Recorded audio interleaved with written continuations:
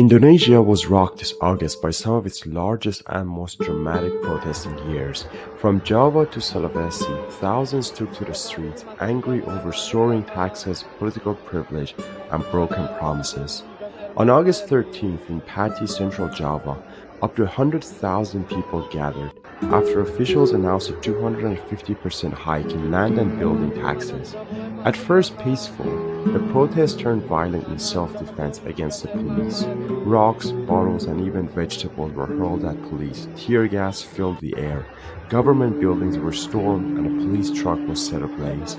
Dozens were injured, including a journalist, due to the police retaliation. The pressure worked, however. The tax hike was scrapped, and the region now faces investigation. Just 5 days after, on August 18th, in Bone, South Sulawesi, several hundred residents staged another protest against a proposed 65 to 300% tax hike. Clashes broke out as protesters broke through police lines and hurled stones.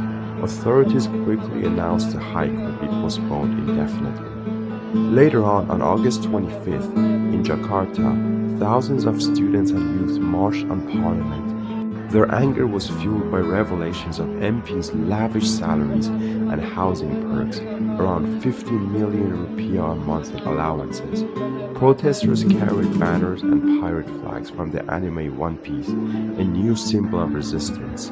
Riot police deployed 1,200 officers, firing tear gas and water cannons to push crowds back. No serious injuries were reported, but the protests shook the capital and forced Parliament Speaker to publicly respond.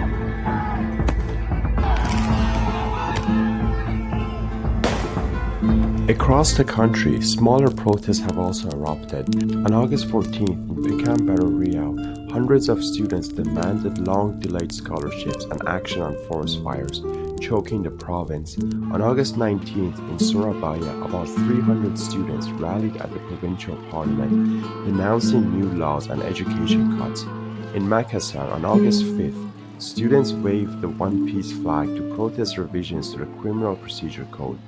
And in Bogor, on August 21st, a protest over hospital deaths and a worker's death spiraled into clashes at the city hall.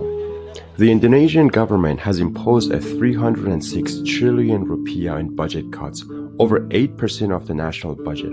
Under President Prabowo's austerity plan, local governments have tried to fill the gap by raising property taxes, sometimes by 400 to 1,000%. These extreme hikes have provoked a protest